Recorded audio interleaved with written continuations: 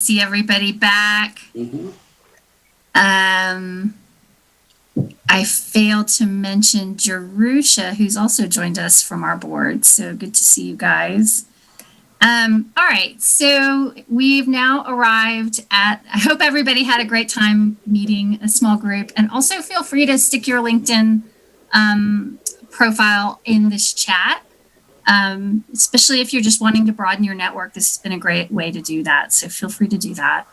But we have reached our time where I get to introduce Teal Zimring, who many of you already know. I just asked her, did you meet anyone new in your breakout? She's like, no, I kind of know everybody. We know that.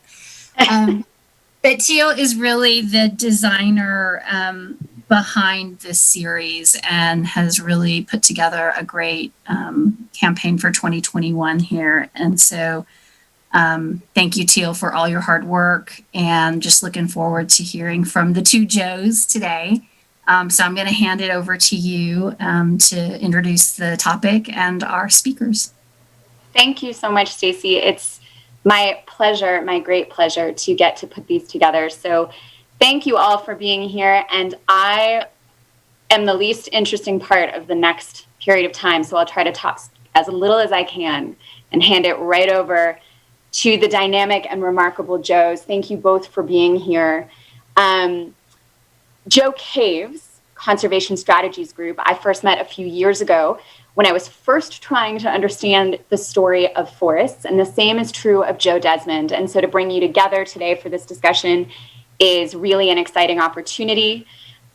Joe Cave specializes in developing public funding sources and crafting political strategies to advance environmental and natural resource protection. He's a lawyer, a lobbyist, a former legislative staff director, and a primary author of many of the propositions which many of us on this call are likely familiar with. Joe Desmond sits on the advisory council to the Joint Institute for Wood Product Innovation and is the former chairman of the California Energy Commission, and in my experience has a mind which operates more like an encyclopedia than anyone I have ever met. So thank you both for being here and having given just a little flavor for your bios, though you need no introduction. We will jump right into discussion, and I'll just say to the crew, meaning all of you here, the audience, this is intended to be a place where you will get to ask questions and engage. Please use the chat.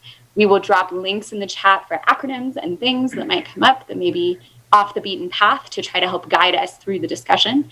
And we will have question and answer at the end, so feel free to send your questions straight to me or drop them in the chat, and I will call on you later so that we can hear your voices. And with that, we'll start with a high-level question for the both of you by way of introduction to your work and your expertise. What is the role of policy in scaling forest restoration and mitigating wildfire? There you go, softball. Let's start with Joe. What's the role of policy in addressing wildfire? Yeah, give us the high level. Okay, well, you guys can see the role of policy by the fact that, as was mentioned earlier, you have 248 million tons of biomass debris that's been pulled out of the forest that nothing's been done with. That now is an enormous cost and a growing problem. And the state and federal government have agreed aspirationally, admittedly, to treat 1 million acres a year, ultimately. And that's going to add another 15 million tons to those debris piles. And so what's the role of policy? It's that we've done it very badly up till now. And if we don't start changing our course and providing some scalable, significant solutions, we're going to choke our forests. We're not going to reduce wildfire at all. And we're going to undermine the economies of the communities in that area. So I think policy is really critical, trying to both align how the state and federal government deal with wildfire, trying to build out the infrastructure we need to deal with the fallout of their treatment strategies, and then ultimately trying to align what's going on related to forest management and wildfire management with what's going on in terms of climate policy. That, we believe, is probably the key challenge, but also the key opportunity to get to a meaningful solution. Let me just follow on with Joe. 2 points. One was earlier today, I happened to see a response on LinkedIn in reply to Bill Gates, who was somewhat dismissive of policy, wanted to focus on technology. And they were pointing out, hey, without the policy, you wouldn't have the incentives that actually got you to build the technologies that you had there. So a little bit of the chicken and the egg. But what I would say is this. The one thing I found on the energy side, and I'll talk a little bit about some of the parallels that I see between where the forestry industry is today in the interest in forest-derived products and applications with where the renewable sector was, let's say, 20 years ago. There's a lot of parallels, and I'll come back to that. But from my perspective, the policy is essential. It's sort of the guidepost that communicates to the stakeholder community, right, as broad as that is, what's expected from an endpoint of where you want to go and what are the opportunities or mechanisms or pathways that are going to get us there. And I used to deliver it was like a stump speech. I used to call it the 4 C's. And I would start by saying consistency and clarity build confidence, which in turn attracts capital. And I think that's as true as it was 20 years ago as it is today when we start talking about investment into forestry and forestry applications. So you'll hear me talk a lot about not just what can we do to provide incentives on the supply side or attract manufacturers, but we can't overlook the demand side and all the mechanisms that are there that we can, if you think about pattern recognition, that we can take and move. So I'm excited, but to me, policy is fundamental to aligning all the forces in the marketplace. If they agree or disagree, but they'll get aligned one way or the other to attracting that capital, which is essential to making this happen. And I think that ties into your focus here about looking at forest product markets. Thank you. I had a little technical difficulty unmuting.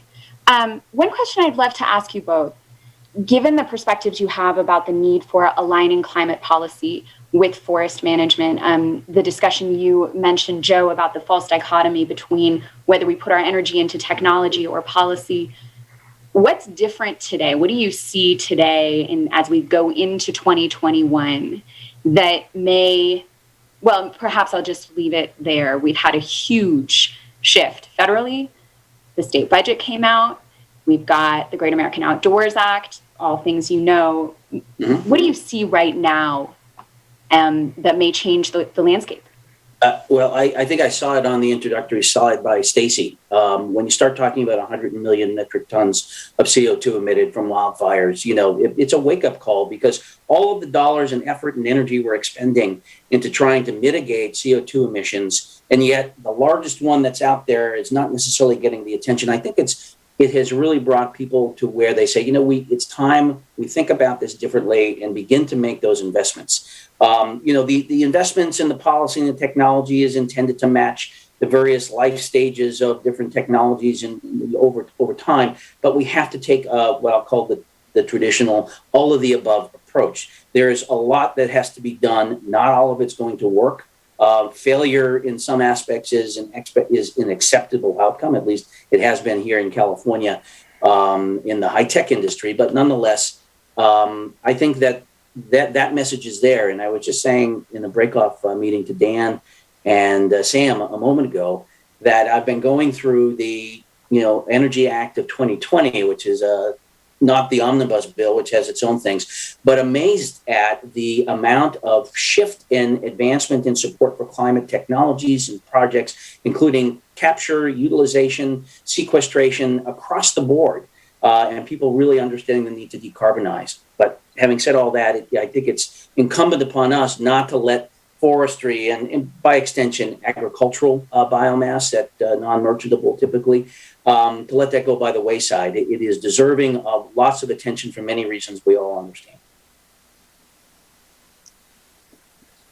Yeah, I'd really agree. I think probably the most important thing that's happened in the last year is the election of Joe Biden. And I think the shift that we're going to see in climate policy creates a real opportunity for a couple of reasons. I just spent 3 days on a Zoom conference all about carbon dioxide removal and the changes occurring nationally and internationally to try to create prices for carbon, to figure out ways to capture it, to figure out ways to sequester it, to try to deal with the climate change crisis that we're facing, and the growing recognition of that. And the fact is, California forests are such an enormous and underused tool to capture carbon dioxide, and we've really not managed them for that purpose. We've not tried to optimize it. We've not built out the infrastructure or created the set of incentives to take advantage of that. But as this change in at both the national and the international level, as we shift to dealing with that, I think we have a real opportunity to tap into the value of what we're already doing. That 248 million tons of biomass debris that's been piled up in the forest right now. If we could convert that, if that was converted into carbon dioxide and sequestered it under the ground, I mean, that would be worth $150 billion under current carbon prices in California. Now, there's no way to do that, but even a tiny fraction of that would go towards creating an infrastructure, creating the set of incentives we need to really be able to manage the forest better, to be able to take advantage of that biomass, the value, that inherent value of what nature is doing for us. It's capturing carbon out of the atmosphere. If we can figure out a way then to sequester it, either through products or through materials or through sequestration in the ground, it becomes a significant contributor to addressing state and global climate goals. And we're getting ready to start putting out enormous amounts of money for those things. We're already doing that. Some of that ought to be coming and ought to be devoted towards addressing those issues in the Sierras and taking advantage of the asset we already have.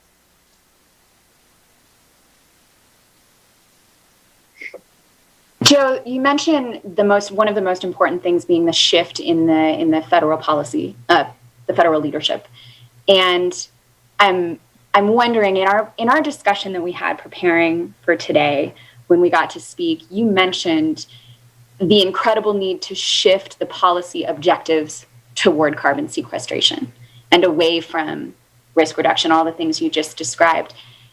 Do you think that the Overton window has shifted, and do you think COVID has played a role in that? And shall I define the Overton window, or perhaps you can't? Well, I don't know if I should. The Overton window is this concept that certain terms that are not acceptable or can't be used or you can't deal with, all of a sudden society changes, and now those are now things you can talk about that we can address. And indeed, I think that has happened. I don't know the degree to which COVID has driven that. Maybe, I don't know, I spend my days probably as you guys do right here looking at this. But I do think that the growing recognition that we are moving beyond the simple solutions for climate change, that we are now in a we have to do everything mode, and that that has reached, I think, consensus among certainly international climate experts. I think it's increasingly the consensus among policy leaders. We had an administration where you couldn't even talk about it. Now we have an administration where folks that many of us know who've been working hard at addressing these things are now in charge and beginning to set policy. So, yeah, I think that's the biggest thing, and that's what will help us move forward. I mean, one of the things that Joe, Desmond, and I have talked about, and he keeps referencing, is you really have to create infrastructure and incentives to be able to deal with complex problems like we have in the Sierras. Well, you're not going to do that without money, and we're not going to have money unless we're pricing carbon in a way that really allows us to create the investments that are required to do that. And a big part of that then is, how do we figure out how to convert these, what are now not wood products, it's wood waste, into usable wood products that can take advantage of that carbon capture and sequester it on a long-term basis. So, I mean, I think there are a lot of ways, and we can, get into some of the details, but that only occurs if we've accurately priced it, and we're beginning to build the institutions and the acceptability of moving beyond a renewable emission reduction to an actual carbon dioxide capture modality. So, Joe, let me just add to that, and going back to those 4 C's. There's clarity here on what the price and that value is in the market.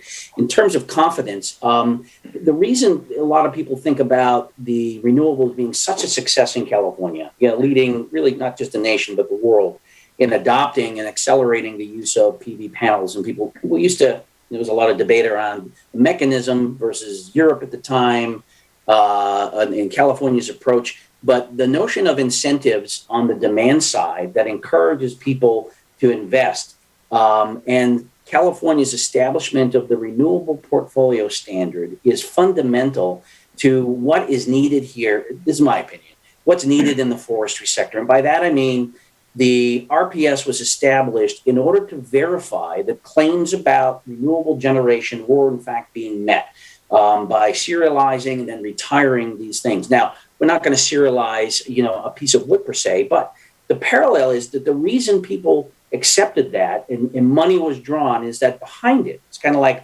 where does electricity come from? The outlet? No. The confidence comes from the fact that California invested in something called Western Renewable Energy Generation Information System, or West Regis. And that system was that was a central database that said, I generate and then I can retire. And that's now adopted by WEC. But that equivalent of confidence doesn't exist today in the forest sector yet. And there's been some talk around what can be done. But as far as the way to think about it, it really struck me when I was sitting in one of the early forest management task force meetings, and people were saying, well, why don't we incentivize this material and that? And it was Helgi who said from Cal Fire, he said, I'd be happy to, but how do I know that was actually coming from California? And you got to remember what California did when it adopted its RPS. It also adopted a requirement that X percent, call it 80%, had to be within the Cal ISO control area. And the reason was that it forced the investment to be made into California. And it's that kind of mechanism, I think, that is truly needed to attract and get the investment into California for local forest mitigation that satisfies these criteria. And I can go into variations and options and ideas around this that, Teal, you and I have chatted about some. But fundamentally, you have to have confidence in that if I'm putting money into this area, what am I getting? And we have that today with things like the Vera standard, with a gold standard, the Forest FSC and SFI, all these standards, but they're not necessarily what I'll say, they are not competing with that. They would actually be part of what could be a configuration of that information. And we can go into more details, but that confidence, you got to have confidence in the market to know your money's being well spent. That's what taxpayers expect. Joe, on the topic of confidence in the market, arguably we need stable, bankable carbon pricing, which we've just discussed. Yep. Insurable supply, predictable supply, and predictable technology that works. Where else in that trifecta is policy currently playing a role, and where do you see the next steps for California, for the federal government to support the other aspects of what it takes to uplift and increase investment in this space? Okay, I just want to make sure I have the triad. You talked about the... And you can reframe them. Okay. You're talking fast. I know I talk fast, but I can always listen just as fast, I suppose. What I would say is, policy, again, no matter what you're thinking about here, has a role to play. It was the policy adopted by the Energy Commission that funded the Regis program that led to this, and it was done by outside folks.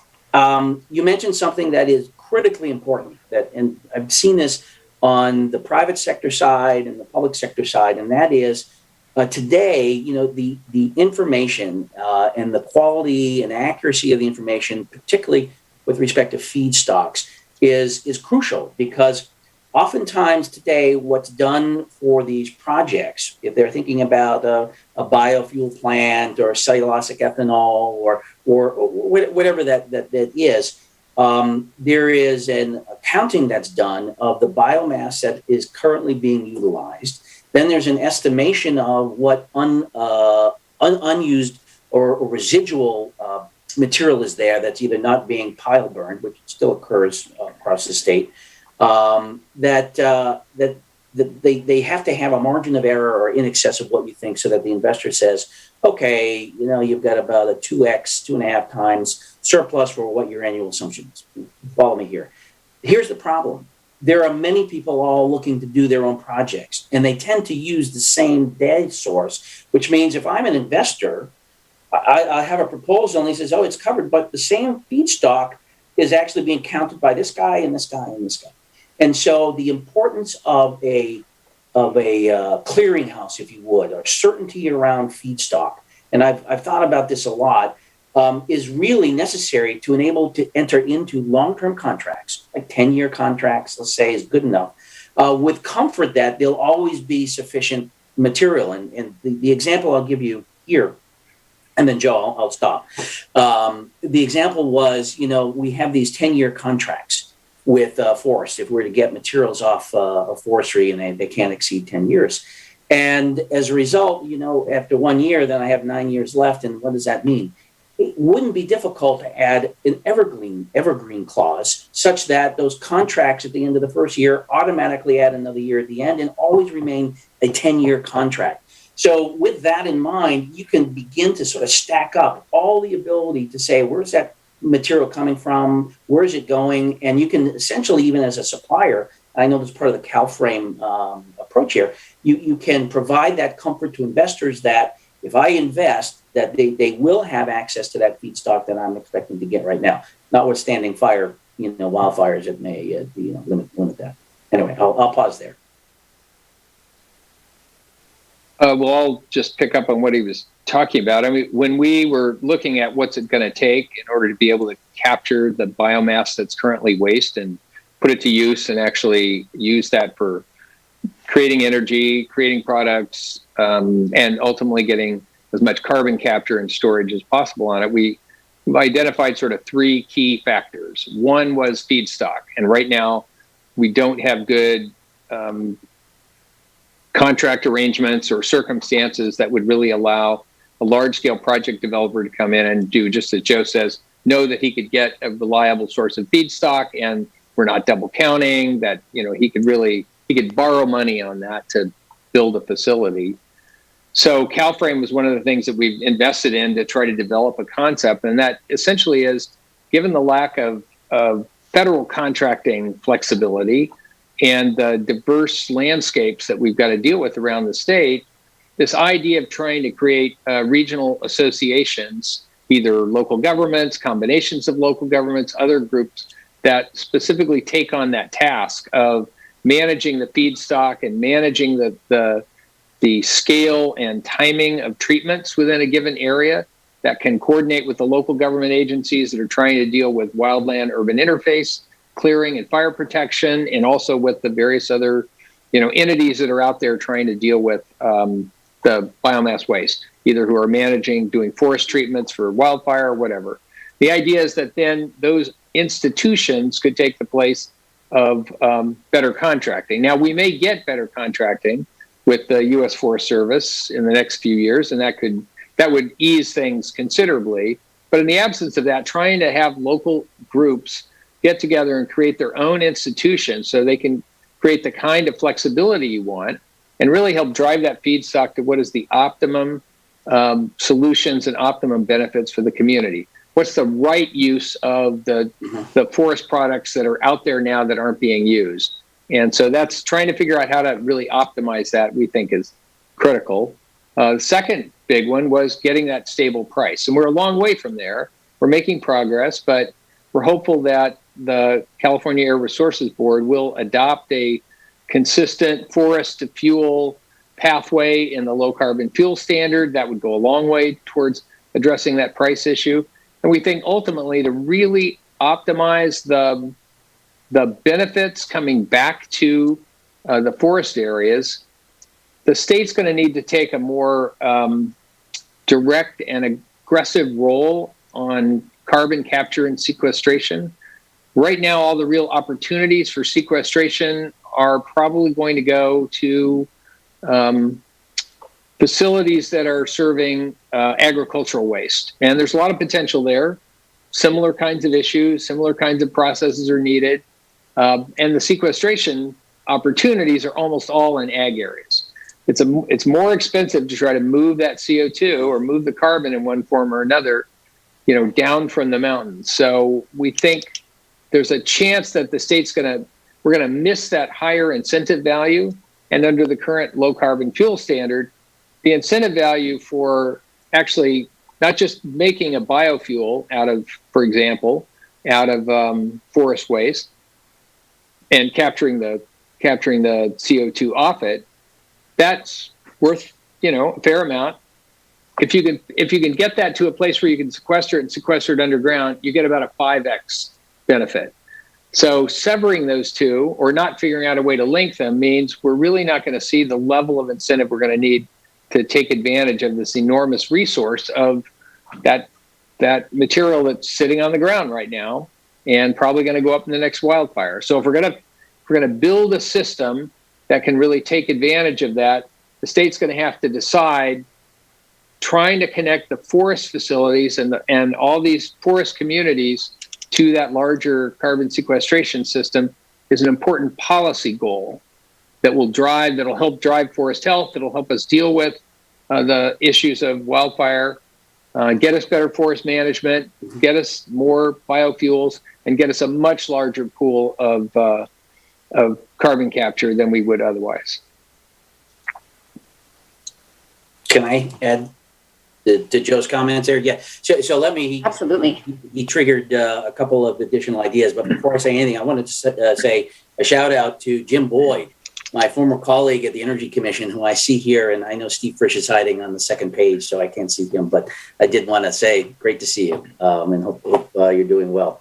A couple things. The changing the LCFS requirements under the protocols that they have that deal with carbon intensity and in the level of precision with which that is tracked and matched can present some challenges in terms of a generic one. Having said that, I think that there could be an alternative approach because low carbon fuel standards, you're going to see more and more. Certainly California is the one that comes to people's mind most often, but Oregon is working. The state of Washington has introduced a couple of bills in the House and the Senate this year to get one done. New Mexico has introduced one. The state of New York introduced one. Hawaii has introduced something. So, and then more recently, I want to say our Congresswoman from the 26th district who did the aviation, introduced in Congress, renewable local. Yeah, thank you. So you're going to see more of them. And what that means is, you don't want people all competing for and driving up the price of ethanol, because that's just going to make ethanol more attractive. So you've got to figure out, how do I work this feedstock into that supply chain quickly? And what can I do that doesn't, as either the compliance with LCFS is a very high bar. It's a very high bar, given all the things you have to do around sequestration. And I won't go into those details, but it's expensive. It takes a long time. It's lots of regulations. It's one of the most complex business you can get. Having said that, one of the things that struck me earlier this year, and I've talked to Joe about this in Teal, was there was a decision down in San Diego where the Fourth Circuit handed down, for the third time, rejected the proposed greenhouse gas mitigation plan as put forth by the developers for a lot of housing. And in doing so, they rejected it because one of the plans or programs was carbon offsets based on tree planting in another country that, kind of, sure, people are doing it. It's out there. We'll talk about voluntary carbon markets here in a second. But it struck me that, as having dealt with developers, what they're looking for is certainty that if they apply for a permit, then in a CEQA I'm talking about, if they're looking to comply with CEQA's requirement to address greenhouse gases, why not have something that sits in the middle between the LCFS with all the 100-year verification and monitoring, with a high-quality carbon credit based on materials from California that met that criteria that the court set out? And they did. They said, look, it has to be, independently verified. You have to have a public process settlement. It has to be measurable. There's a couple of criteria there that would allow for the creation, again, this is my opinion, of a CEQA-like or CEQA-grade offset that could satisfy California's requirements. Not unlike California saying, hey, 80% of that renewables needs to be under the ISO's control. Here, we might say certain percent of your feedstock has to. But in doing that, it was one of the recommendations that the Joint Institute incorporated, and I was working with Christiana Darlington about the actual language without tripping up what goes on under the cap and trade system with another. And so that's sitting out there. She crafted some nice language, and I know we kicked it over to OPR. That's just an example of, how can we get creative to create incentives? The next question, of course, then becomes, and it's always a concern, well, where's this material really coming from? How can you guarantee that it is from a sustainable source and we're not just cutting trees or importing logs? And I'll pause there because we can talk about that a little bit more in a second, but I want to open it up to questions or back to Joe or whatever makes more sense. Joe, feel free to jump in if you have a response to that. I don't want to cut you off. I do. We spent a long time looking at the CEQA issue, and I think Joe's right that CEQA does provide an opportunity. There is a potential to create a market that's less regulated and easier to do. We decided that probably wasn't as valuable for the forest sector because the price level you're going to get for CEQA carbon credit is significantly lower than the allowance price, which is about $15 a ton now, or the LCFS price, which is, $150 plus a ton. So I think there's potential there, and we're really interested, and we're spending some time looking at it. I think to get to the scale, and there are certain kinds of actions you might be able to take that would be able to operate on that $10 a ton credit value. We've been assuming if we're trying to get to, particularly in the biofuels conversion area, that you're going to want to get something closer to the LCFS price to make that go. Now, the federal government's offering a lot of, increasing opportunities and credits, direct or indirect, that are going to help subsidize those as well. But it's trying to get that carbon price high enough and the infrastructure you need to go and build facilities that's really going to allow us to do it at scale, we think. This is possibly a good, what's the word? Segue. Thank you. Segue? Yeah. Guys, we do have a question. And Joe, Desmond, you mentioned, how do you get to creative incentives? What are the creative ways that we can use the policy structures we have? Joe Caves, perhaps that CEQA concept is not the one, but what are the incentive opportunities that we have? Dan Porter, you have a question about federal incentives. Do you want to just jump in and we'll hear another voice and start opening the discussion for more questions? Sure, that sounds good. Can everyone hear me okay? Yeah. Joe and Joe, thank you so much. It's been fascinating. We've been having some conversations with our federal colleagues recently about the new administration and emerging environmental policies. And as everyone on this call knows, forest resilience touches on so many different sectors: climate adaptation, energy, potential infrastructure, redevelopment, development. I'm wondering if you, either or both of you, could talk about how you think about linking the efforts that you've talked about over the last 20 minutes or so in California to some of the federal incentives. And do you have a sense of which cart we should hitch our horse to, so to speak? Climate adaptation or energy or some other area? Joe, you can go first this time. Yeah. So, hi, Dan. Nice to see you. All of the above. So, I think there's multiple benefits, and you want to attach yourself to everything. There's huge job creation opportunities here if we can figure out how to create an infrastructure that can put what's now waste to economic value and create a revenue stream. There's potentially billions of dollars that could actually go into forest treatments and to dealing with that material in a way that contributes to global climate goals. So, yes, we should be economic development, and that should be a key factor.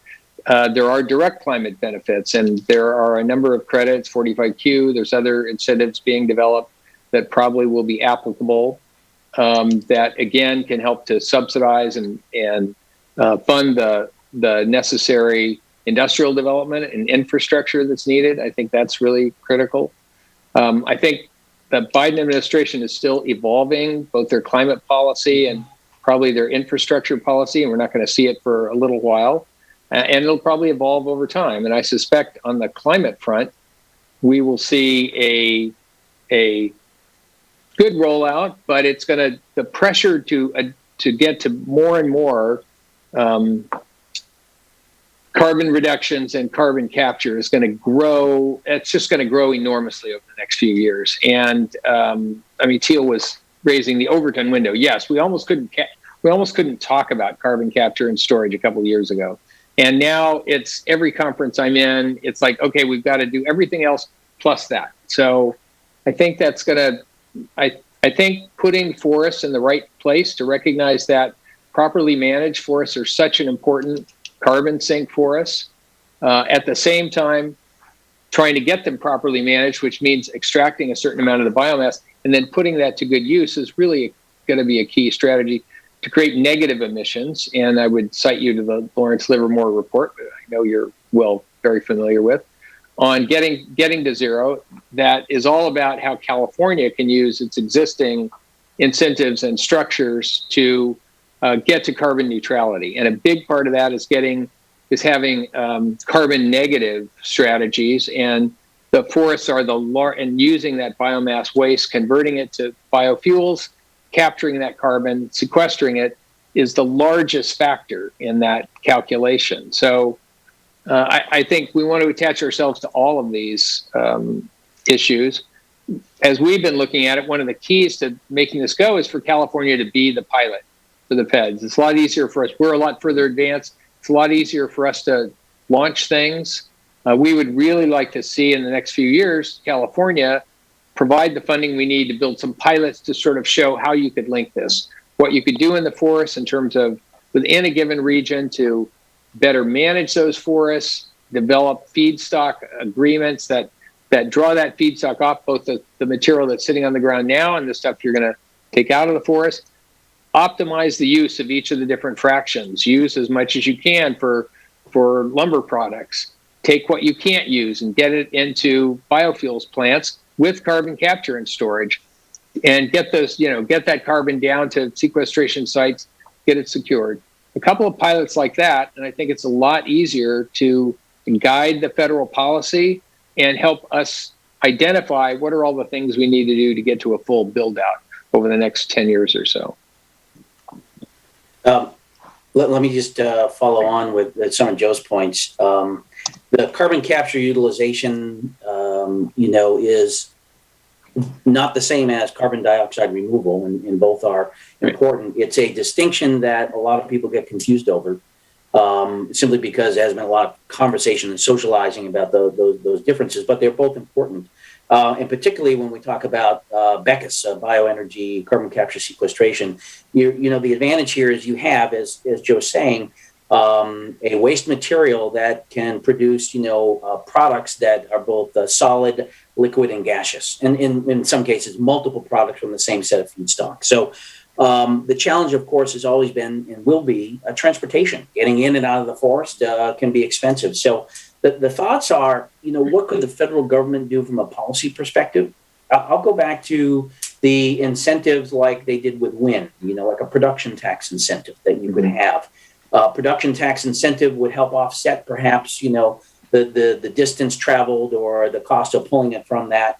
But at the same time, on the other side of this, on the demand side, where you can begin to establish, let's say, sustainable biomass content standard, where products that are built with material, can obtain based on volume. And I'll come back to how you verify this, but be able to, not unlike lead, silver, gold, platinum. This product is 100% from sustainable recovered material or forest material, or it's 50%. And there are ways to validate that. But in order to do that, that validation has to be technology that is low cost, secure, and scalable. And so the question around chain of custody always comes back. How do I know I'm getting what I paid for? And there's a number of solutions that have emerged in terms of nanotags that could easily fit and be adapted to the waste stream here, because these nanotags are silica, but they carry a very specific wavelength that you could verify with your cell phone, in a store, if that was sprinkled either on and you can't see them because they're nanotags unless you have super amazing eyesight. But on a label or even embedded, where a sampling of material would yield what that is. And when I say inexpensive, I mean less than a penny, tenths of a penny to get this done. And it can be, can withstand these very harsh conditions. So if people say, well, how do we verify? That's a legitimate question. And it gives people confidence that the material is coming from a place that they want. But back to the other sides, I don't want to overlook the things that are before us that we can still do. Procurement targets and goals that say we're going to procure. That building standards. So Washington said, well, new schools are all going to be built with, whether it's mass plywood or mass timber, the procurement standards to use where you can control. I still don't know why they don't build the next, Olympic Village in Los Angeles out of, mass plywood from small diameter trees here in California. It was very nice. But in any case, there's procurement that you can do. You can set targets. There's recognition. There's all these tools, but they require that there's confidence that if I'm putting money, I know I'm getting what I want. And with respect to the PTC, how long do you need to do this? Maybe a PTC-like incentive is appropriate for forestry, given it's regenerative and it continues, and you don't achieve necessarily economies of transportation per se. It's still the same traveling, but Congress is kicking around ideas on emerging clean energy tax incentives that are meant to be neutral, that decrease with the adoption in the marketplace and over time, so that they give companies what they need. And I'm not making a judgment on which one's right or wrong, but the federal government certainly could do that. California could do that as well, as it did on its own with PV back in 2004, when they adopted that. But keep in mind, it has to be, even builders could be incentivized to use this material based on the volume of wood that they build with. So it doesn't have to always be the manufacturing, which is there, but manufacturing, will come when it believes that there's demand for that product. And so always a chicken and the egg balancing there, but we need to focus on both. Thank you. I have so many notes of my own questions, and I am delighted to say that there are about 5 questions in the pipeline as well. So this is fantastic. And I will get to all of you. We will get to all of you. So the challenge to the Joes is to right-size your answers for this now pipeline that came in while you were speaking. So clearly what you were saying was resonating. And to all those with questions, please provide your name and your affiliation, even though many of us know each other, some of us don't. Let's start with Steve. You put your hand down. Is that because you knew I knew you had a question, or are you no longer? Because I put it in the chat. Perfect. Well, I haven't read your question in the chat yet, so let's go to Megan, because I think it actually relates pretty directly to what we were just talking about with regard to California leading and how do we push things in a bigger direction with the economic power that we do have. Megan, you had a good question, and I can't see your face now, but would you jump in with your question? Right next to you, at least on my screen. On your screen. But I think my question was more about what do we see on the current state budget? Like, are there things that are coming up with the additional surplus? Like, what's sort of the low hanging fruit that we think we're going to be able to get through this year? There is you probably saw the governor's put out $1 billion wildfire plan. That's a combination of the current year. So they're enhancing the current year by about $300 and some odd million, and then adding some additional money to the budget for next year, about $1 billion. It is primarily wildfire related and CAL FIRE controlled. There is a attempt to grow the regional forest and fire protection capacity program, which we think's important and has the potential to allow regions to develop their own unique and customized approaches to this, but it's just a start in that direction. I would say most of the money is going to go, and most of it's going appropriately, I think, to wildland urban interface issues. There is some money for forest health, and it's good. The issue we're seeing is it's really not at the scale to deal with the problem that Joe Desmond and I have alluded to, and I think our sponsors have raised as well, which is wildfires have become the biggest carbon emission source in the state and a constant threat to lives and property and communities. And so, I applaud the governor for throwing $1 billion in there, but we're really looking at a $10 billion problem at least. So right now, the budget, I would say, and I don't want to sound overly critical because, again, it's great that they did it, but it's still kind of business as usual, and we're just starting to make changes around the edges.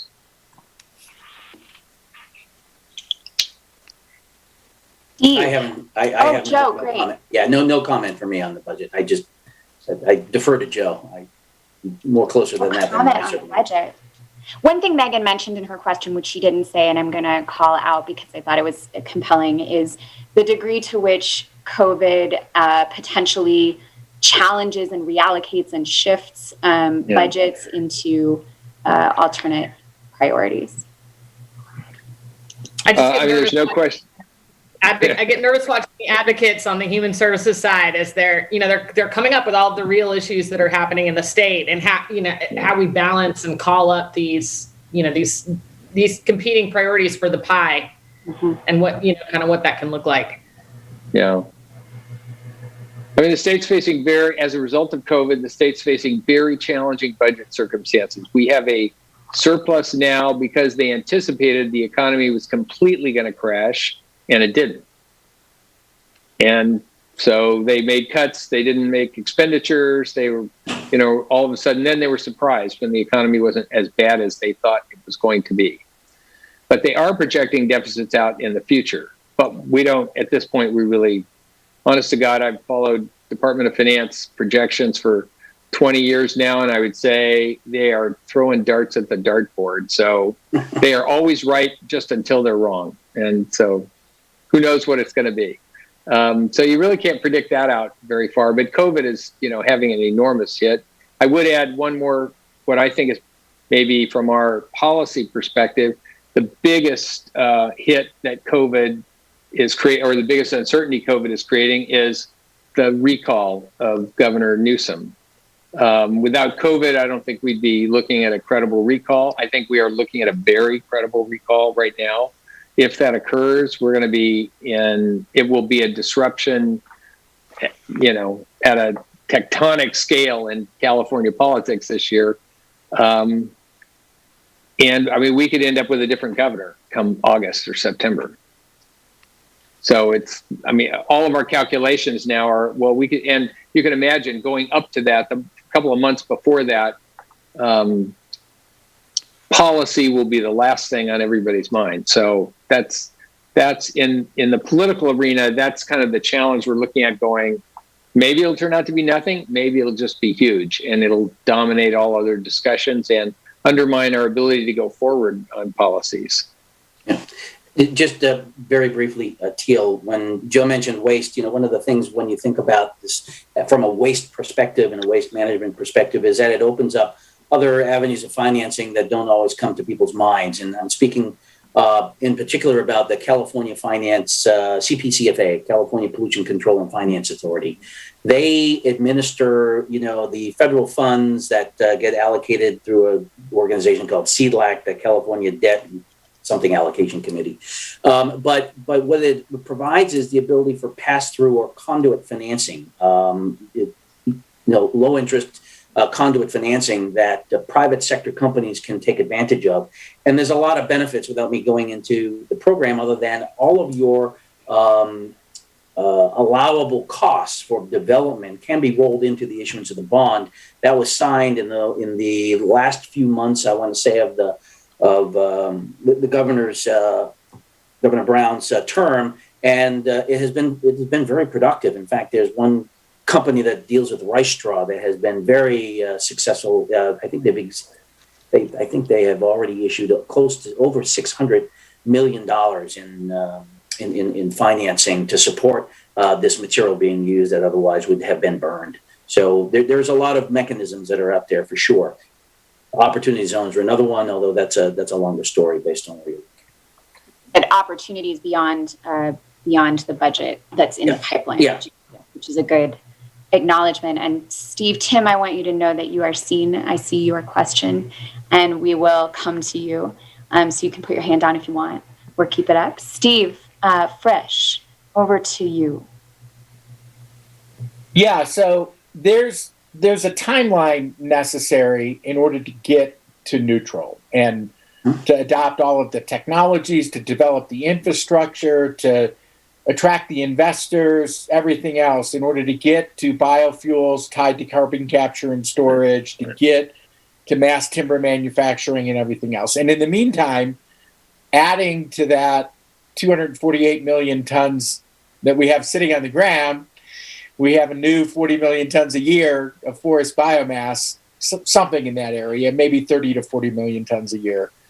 And one of the real impediments right now is a lack of clear vision about how we transition from where we are today to where we need to be 20 to 30 years from now. And that's leading to conflicts within the administration over what policies should be adopted to move forward. How could we address that issue? Here's my quick thoughts on that, Steve. From a policy perspective, you put forth a policy question. There's a lot of assumptions that have been made about what's going to work and what's not going to work. And the example I'll give is building electrification. You saw what happened in Texas, that California is Texas, but I'm just talking about the heavy reliance on heat pump for heating. And so part of this is about balancing, what's the cost of these solutions. And when you look at forestry, coming back to the value that can deliver, there's a lot of benefit there. And it's almost a hedge against what you don't know may or may not happen on another side. And so when I think about the electrification, one of the things that always struck me was the assumption that direct air capture would be a big part of this, and it would be powered by off-grid renewables, not connected. And that's not going to happen because no one's going to lend $1 billion against a facility and think that if it goes down, I can't operate it that way. And so there's implied here in all of this new electrification, whether it's electric vehicles or building decarbonization, we have to still think about how are we going to build out the transmission and distribution system. And I only say that because nothing's harder than trying to site a transmission line than maybe trying to build a new nuclear plant. But they take years and years. And so what made me think of this was the time concern is it takes a long time to get to these big things. And so the forestry has lots of places that it can be deployed now, whether that's in building materials, in the fuels that we have to consume no matter what, or the fuels that we may still consume until the electricity catches up on the electric vehicle side. So to me, I would look and I'd make the case that it is an important hedge, but also all the other benefits that come with rural electric, not rural electric, but rural economic development, greenhouse gas sequestration, all the things that go along with that. But from a policy perspective, I'm just concerned about the concern. My concern is always these things can quickly drive up electricity prices, and suddenly you have a different problem on your hands. So we need to, it's a balancing act, as always. You know, reliability, affordability, and environmental responsibility. I'll just respond really quickly to Steve. I think you touched on what's a really critical problem. We can't immediately deploy bioenergy plants and get to carbon capture and storage to deal with the biomass we're taking off now. And the issues are going to be different in different parts of the state. So I think my thought on that is the best approach is to try to push the state as much as possible into supporting regional collaboratives and regional approaches where you really can integrate what's happening right now on the ground. And the more we can drive the state money and state policy by trying to support regional efforts to come up with comprehensive multi-benefit solutions. Because the challenge in the state always is the silos of the agencies and how one is focused on this, one is focused on that. Really, they're integrated problems. And you don't see that integration unless you're down at the local and regional level. So that I don't want to say that is the solution, but it is the one path towards more reliable solutions, I think, that we could see today.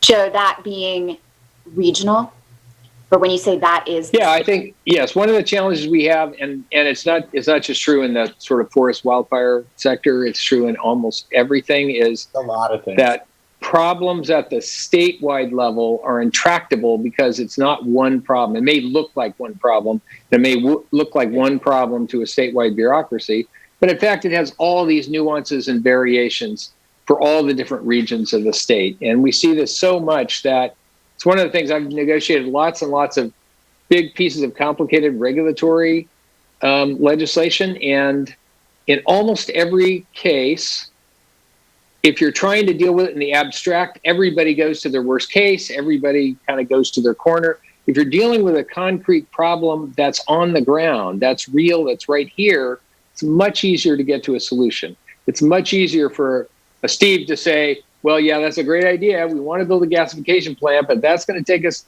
5 years. What do we do with this material in our community right now?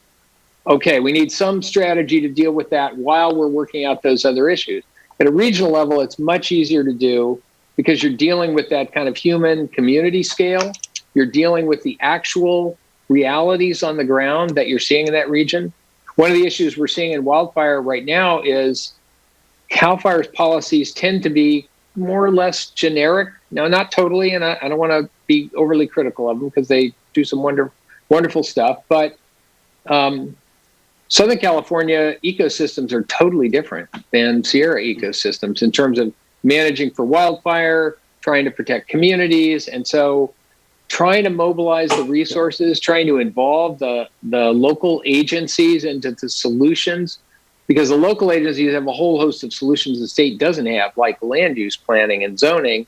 And until they're bought into what's the overall solution, they may not exercise those. So what we're seeing, what we've been pushing for state wildfire and natural land management issues in California is trying to focus on regional collaboratives that can really have a much more customized and appropriate scale of solution that goes against all the impulses of state bureaucracies. But I think for a lot of these that... Go ahead. No, I was just going to say, for a lot of these land-based issues, I think it's really critical. Joe, it's particularly interesting, both the Joes, because, for those who were with us in December, we had a Forest Future Salon with Steve Frisch and Patrick Wright. And one of the things we heard was a similar call to have regions tell the state what to do, essentially asking for permission when the plan was created, rather than waiting for the structure under which they could create the plan. Yeah. And so you are, again, echoing that back from a different angle. And it's I think, empowering, as we are a community foundation and a community with a regional focus. So thank you for that.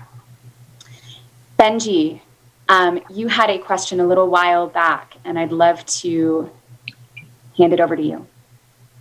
Sure. Thanks, Teal, and thanks, Joe and Joe, Sure. for a great conversation. I was wondering if we could talk a little bit more about getting carbon credits for thinning and for prescribed burns, and what the latest is on that, particularly with the new administration. I will give my affiliation as well because Teal asked for that. I work with a nonprofit in the early stages called The Understory, and the focus is to bring resources and funding into restoration and forest management, particularly in national forests. I'm based here in New York, and our projects are mostly in the Northeast and in Appalachia, but spent a couple of weeks in the Sierra Nevada. I'm originally from Auburn, and have been trying to figure out how to help, kind of to Stacy's question, how can philanthropy help with forest management and restoration, particularly in California, and wondering if carbon credit is a reasonable bet or hope to have at this time in California, or if it's not happening, particularly for thinning and prescribed burns over the next couple of years.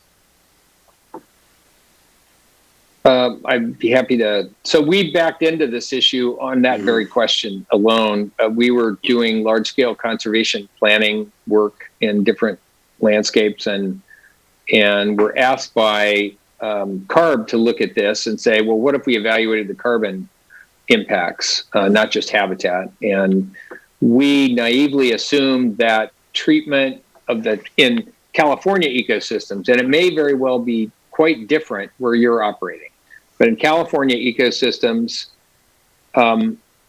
we thought the key question would be, can we identify the carbon value of a treatment over the long term, and then figure out how to structure that into an immediate carbon credit? What's that worth, discounting for the future? It turns out, based on the forestry experts we hired, and I would talk to Dan Porter and others probably on this call who know this better than I, the carbon benefits from a healthier forest due to treatments take many decades to accrue. And if you spread that out, it becomes your net present value of that credit would be almost zero.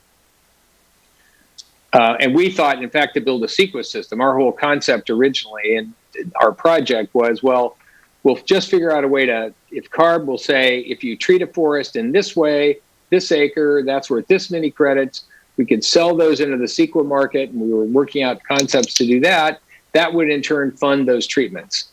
Didn't pencil out at all. Other ecosystems, other regions may be very different, but at least in California, it takes about 50 years to really start seeing the benefits, and that's just too far out to make that a viable economic strategy. That's where we came up with right now, when we do treatments now, we're creating biomass that's considered waste, but it actually has a huge carbon value in a whole bunch of ways. You can make it into fuel, you can make it into products. If you can make it into a fuel and capture the residual carbon, put it in the ground, state and federal governments are putting up large, incentives for people to do that very thing in other sectors. So if you could capture those credits, then it becomes very viable enough that at least theoretically, based on the work we've been doing with Lawrence Livermore National Lab, it would suggest that you could generate many thousands of dollars per acre for a treatment based on better utilization of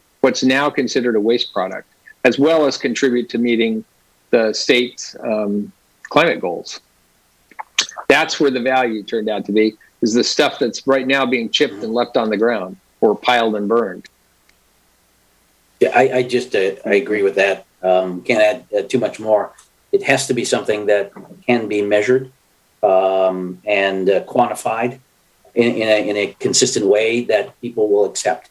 And it's difficult to get people to get their arms around ecosystem services sometimes just even as a concept. So I'm not even sure if you were doing prescribed fire, with the emissions that come out, you'd have to sort of offset to say, what's my net benefit there? But to Joe's point, the waste that is left over from non-merchantable materials or small diameter, there are multiple applications for it, including, soil carbon sequestration in the soil through biochar is, it's something that has a lot of promise. But that's a challenge to try and monetize. Okay. Thank you so much. One other comment is you do though touch on what's the potential role here in some of your applications for voluntary carbon markets, and what do those look like, and what's the quality of those offsets, and how are they measured? And there's a whole ecosystem of companies who specialize in that, and particularly in the natural landscape. And some of them are just now moving into the carbon capture area, because you will have, well, let's say you have a sequestration project based on an ethanol where it's a pure stream, but not all gets sold into California LCFS. You've got leftover CO2 you're going to sequester that somebody can offset from. But by the same token here, when you can quantify those values and those benefits, you can do that.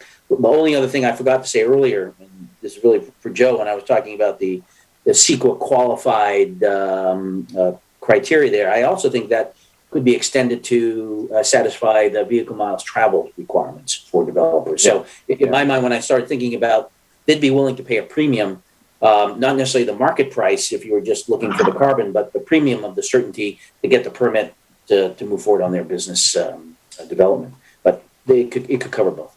Anyway. Yeah. Tim, Thank you so much. Would you like to jump in? Yeah, thanks very much. Thanks, you. My name is Tim Olsen. I'm with the California Energy Commission. I have a couple Tim, questions. I apologize. Having trouble hearing you, and I think I see other spaces reflecting that as well, so I'm interrupting you. Perhaps you could speak louder. Okay. Thank you. Closer. Can you hear? Is this better? Closer? Yeah.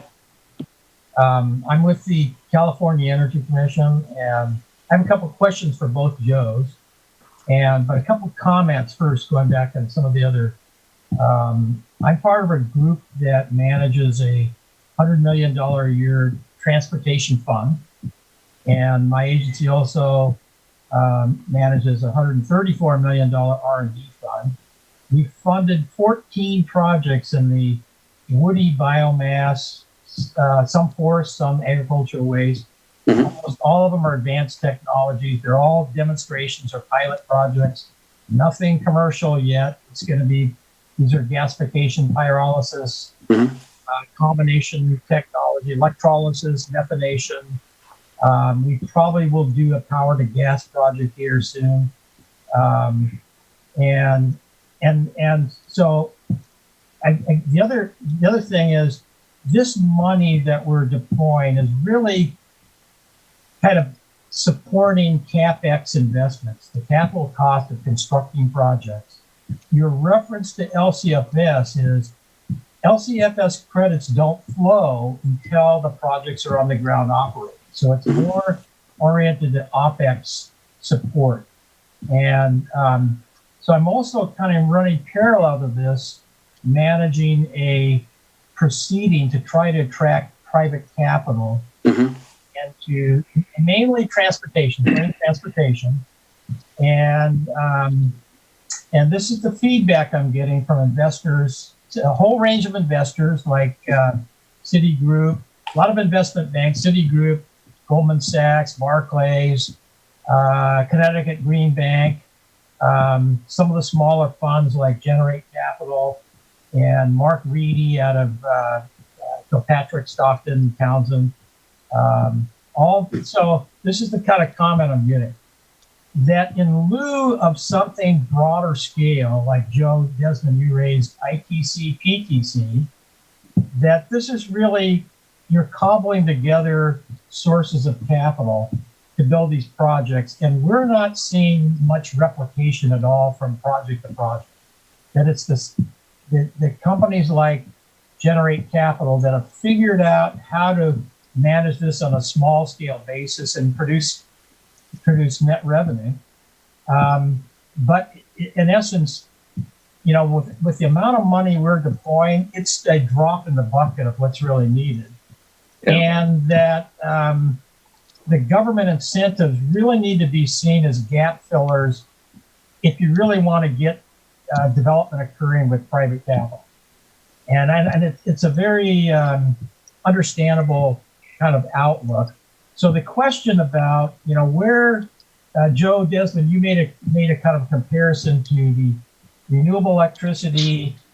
Very similar thing happened in solar, wind, biomass in the early days, cobbled together money, and only until 29 states had RPS policies, perfected feed-in tariffs, and then the ITC and PTC did the money flow, investment flow. And I think we're there in transportation. We're about ready to make that transition in transportation. The question is, can we get long-term contracts in place that provide that kind of certainty? And ITC, PTC ideas, can that be done not only at federal level or state level? And by the way, one of the challenges raised was you're not monetizing the effort to get the waste out of the forest. And until you do that, that's a big challenge, a big risk, perceived risk. Sure. So I'm kind of wondering if, we've got 80 government interventions in the clean transportation area. Some of them are notable and work well. Some of them, we're not sure they work at all. And could this be replaced with a broader strategy that will increase flow of money? And can we do it from the state level in addition to the federal? Joe, you want to go first? Could I I just want to respond real quickly, and I apologize. I'm going to have to jump off this call. First of all, Tim, your work has, I think, been really instrumental in the pilot projects that you've been funding. I think guided a lot of the work at Lawrence Livermore and really provided the baseline for what it's going to take to do and allowed them to project out what it's going to take. Our challenge now is figuring out just what you identified. What are the policy changes that would create that predictable revenue and predictable feedstock so that project developers can get private capital? And I think that is the big issue, and we'd love to talk more with you about what you think those conditions are likely to be. So, and again, I have to apologize, Teal. I have to jump off. I have another commitment at this moment. So thank you, everybody. Great. Thank you, Joe. Good seeing you, Joe. Thanks. Yeah. So Tim, just a couple thoughts came to mind. One is I know, for example, that the DOE, when they think about their R&D program, oftentimes will issue their FOAs or solicitations in anticipation of a round of, say, 5 different technologies or projects that are eligible for a small dollar. And then they will essentially have a requirement where that is down selected for just 1 or 2 to take them more onto the commercial side. And that's their policy. And when they do that, they actually set aside the dollars for the entire cycle, even though, because they don't know if they will always be appropriated the following year in the federal government. But that is at least an effective way for moving from the lab through the various technology readiness levels out to commercialization and all the other types of things. And I know that part of it could be tied back to the EPIC solicitation process, which is competitive each time. So I've seen where some companies will they'll win a solicitation, they'll make some, but they won't win the next one for a few years. And so there's these gaps sometimes that exist. I don't know that I have an answer for that, because those are the requirements that you operate under, other than, wanting to see that the EPIC dollars can be used not just for ratepayer money, reducing costs and reliability, but also now some of these climate impacts. You can kind of back into that justification, and the CEC has successfully done that. But you need what California did, which is a commitment. I do think you can get the long-term contracts, but that commitment there has to be an offtake. And the state is a very large buyer of fuels. They buy from many different places. And so that's one way of doing it. You can also do those types of contracts and do them as swaps, not like some of the virtual power purchase agreements let's say, that gets you the commitment and long term, but still allows the market to absorb that at smaller scales, and yet one entity is getting the benefit and all of that. So that just kind of sits in the back of my head as a mechanism. It's been a long time too since anyone did any reverse auctions. Where remember before the RPS, it used to be a reverse auction, and the state accumulated, I want to say, I forget how many, $12 million, maybe it was more, to pay the above market costs of renewables before they moved, and eventually that money went back. I won't say it went back into the legislature, but I'm not so sure where that money went. But that's neither here nor there. But nonetheless, the idea is that are there other mechanisms that you can utilize? Maybe it's with a city, who commits to a 5 or 10 year program, so that there's a certainty around that. But something that moves you to the commercialization demonstration prior to commercialization that you have. California is unique in the amount of money it expends annually on public interest energy research, and really does a great job. Even today, it just has continued to improve. So I don't know that I have an answer for you, but on the ethanol side, they use RINs, and that's another mechanism that you could consider here. But again, I think you could tie this back to, like I said in the very beginning, tie it back to fuel derived from biomass that is pulled from California forests to a large degree. Without having to violate the interstate commerce clause. You've got to always be thinking about that. But nonetheless, there are legitimate reasons to do that, transportation being the most obvious. The closer you are to the utilization point, the less it's going to cost. So I don't know if that answers your question. You raise a very important challenge that can be solved with more money, but you want to make sure you're selecting the right project. And so on the electricity side, it's a no regrets decision. I would hope that the state would be looking at transportation fuels, because as I said, there's a hedge against electric vehicle adoption. It's a ways to go, and I see people still argue about where that's going to be. So let's make sure we have decarbonized fuels the best we possibly can in the near term. And not saying one's better than the other. I'm just saying, you have to pursue all of those. And by the way, my other thing I'd say is I think the commission is doing a great job on all of the decarbonized truck and fleet and vehicle and electric charging. It's a very, very impressive, the transportation program R&D that it's running these days. It really is. Thanks, Joe. Thank you, Tim. Sam Uden is here, who works with Joe Caves, and if you feel the call to jump in on behalf of CSG, please know you are welcome to do so. I'll leave a space right now for anyone else who has a question. And then I have one final very brief question.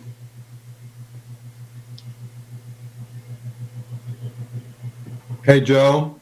Jim Boyd here. Hey, Jim.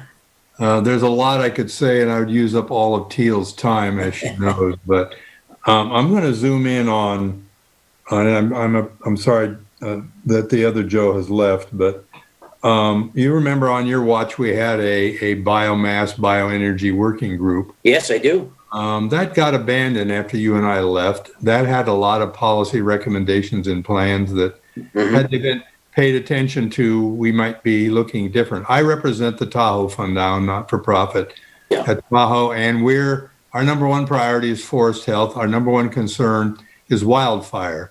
We've had a lot of talk about climate change, which I'm all in favor of, and a little bit about wildfire.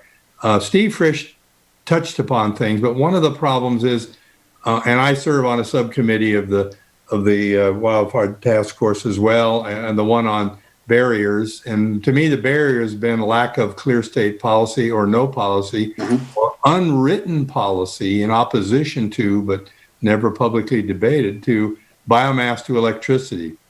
In the short term, we need some, Steve, we need some real short-term immediate solutions to getting stuff out of the forest and using it for things. And I'm for all the wood utilization efforts and what have you, but biomass to electricity is one of those quick. We've got plants. We have idle plants that would get the wood that might accidentally otherwise burn, or those burn piles that scare the daylights out of us. But we can't get any I mean, even the report that came out with the governor's budget, which was hurried, I don't know Patrick well, but I mean, it's silent on biomass electricity.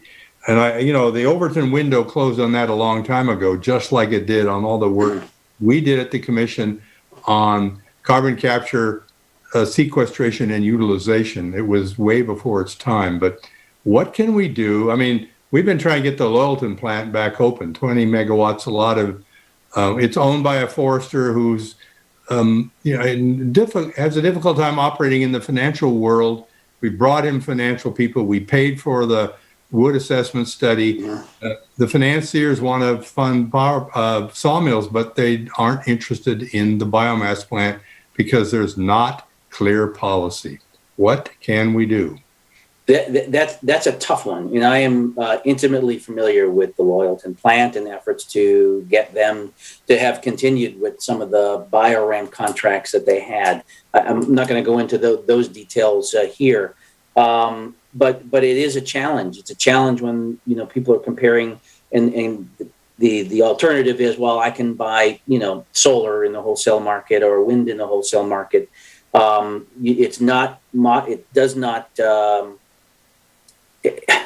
It's difficult. I know Julia works very hard with the PUC, trying to get the BioRAM contracts extended, the biomass contracts at 3 megawatts. The Loyalton is a great location. There's a lot that you could be doing. In fact, to some degree, I think the CalFrame approach is one where, you could even look at it like a Loyalton site to attract some of these.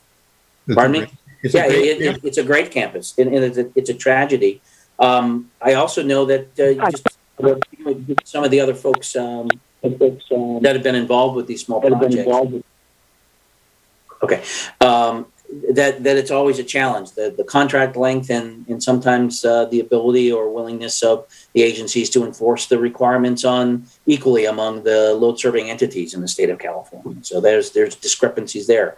Barring the legislature, doing something very specific or providing very clear direction, I think it's a tough road. It's a really tough road on the electricity side, not to mention the transmission requirements and things like that. So I don't know that I have an answer other than you need to find other applications to make use of the Loyalton complex. I wanted to call it to your attention as much as anything by the question. So, and everybody else in the room as well. Okay. Thanks, Joe. Sure thing. Hey, this is Sam. I'm just on behalf of sort of CSG perspective, if you like. It is a really hard, is a really tough one. But just to echo Joe's Cave's point before about pressing on regional strategies, because I think what bioenergy means up in Tahoe means something else down in the Central Valley, and then in Sacramento you kind of get this one definition where there's lots of concerns. The concerns that about some kind of the old biomass plants burning agricultural waste in the Central Valley are different to the kind of situation that we face in the Sierras with just these mountains of waste. That's a huge public safety hazard. So pushing on regional approaches and kind of making sense of the problem that way, I think is what I can just imagine is still a hard path, but is probably the path to make progress on that. Thank you, Sam. Thanks, Jim. There were robust discussions that I know many were having around, do we force technologies with policy solutions, or are we offering agnostic tools that enable end market products? And I know that there's a strong tension there. And so this conversation is particularly interesting because that is a challenging question for any policy landscape. And you could argue that one would make things move quicker while the other leaves it open for innovation. So interesting challenge. Any other questions? Then I will end with this question and my challenge to you, Joe. is to answer this in I'm going to say 2 sentences. So you can think first. That's okay. Thanks. What do you want us to know? And what I mean by that is we are a community of people who are largely focused on the Sierras, who may live in and focus on Tahoe and the region here. We are philanthropists, investors, community activists, people who take a whole lot of different roles, but are focused here in this region of the state and in this arid forest. And if you could leave us knowing one thing, this is a very hard question, I realize that, but what do you want us to know? Here's actually what comes to mind is something that I've seen just really continue to emerge over the last 6 months, and that is people looking for investment opportunities to address the forestry challenge, who would benefit from, one, education, 2, being part of a collective of people who see this, but clearly there is an interest in putting money in it. There's no shortage of money. People want to do something. We just have to package it in a way that they are confident about the returns. Those could be things like loan guarantees. It could be offtake contracts. Just the money's there. It's just how certain are they? Is the state going to follow through? And that is long-term commitments. I'll go back to the one that I think made all the difference in the world, and not to go back to the energy example, but it's a good one, is that when the state said we're going to provide an incentive for photovoltaic panels for commercial and residential customers, there was a big debate within the governor's office. And a lot of people wanted to go to a feed-in tariff based on what Europe was doing and Spain, go to the manufacturers. And there was a different group that said, no, we really want to put this into the hands of the buyers and incent the buyers. But the real key to California's success was committing to 10 years that they would guarantee those incentives would be there, because that allowed the technology companies to invest in equipment, people, facilities, knowing that they had a decade of incentives that they can get down beneath that cost and be profitable. And that's exactly what happened. That, coupled with not the optimal solution, we had folks in the office that said, well, let's give half the rebate the first year, and then we'll go back and we'll measure and we'll see how well the PV performed and adjust the payout. I mean, for a lot of reasons, that's, California, where the enemy sometimes is the perfect is the enemy of the good. The decision was made to say, look, there are transaction costs here. We need to make it simple, make it approachable. And I think that was, to a large degree, is really what really took off. It was $3.5 billion at the time. California could do something similar. And there's nothing stopping it other than obviously budget reasons. But you might be able to draw some federal dollars to support that as well. So anyway, those are my closing thoughts. Joe, thank you. I have had the pleasure of listening to, essentially being schooled by you in my journey to understand what's happening in the arid forest. And so this is a particular privilege for me. Thanks. The one thing, Teal, I'd like to say is just I noticed when we left the breakout rooms, I thought I was on the stage of the Oscars. It just cut you right off. And we thought we had 10 seconds left to talk, and then we were back in. So anyway. It's a good little mechanism that we're just going to take back in. Thank you all so much for being here. Stacey, over to you to close us out. And thank you, Teal. And Joe, thank you so much. And what a great program, and what a great engaged group of citizens here that are staying with us in these conversations and really trying to figure out how to take this really insightful information. I think it's a challenge for the people on this call to really reflect on, what is the future of this discussion? What is our role in trying to influence and change the work that we're learning about here? And is there, an engagement strategy beyond the Salon model that can really help us mobilize that place-based regional strategy that I think we we who work on the ground know that that's truly the only way to make change. And so, and I reflect on Loyalton and so many years of leaders before me who have really tried to rethink it. We hosted a 2-day tour with many of you a couple years ago to Loyalton to think this through. And, you know, there's enough of us who have enough history and understanding of it.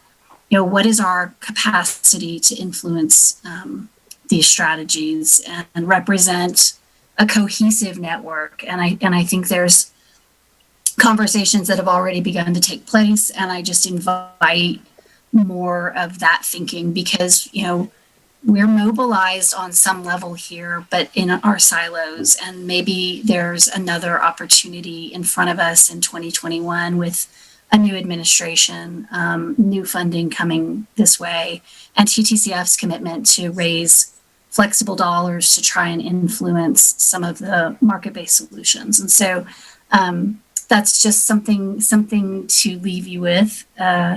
And I invite any opportunities to connect on those conversations. So with that, thank you so much, Tamia, for queuing it up. We would love to see you at our next Salon on March 4th. Okay. Yeah, this has been great. I really appreciate everybody's time and really great questions.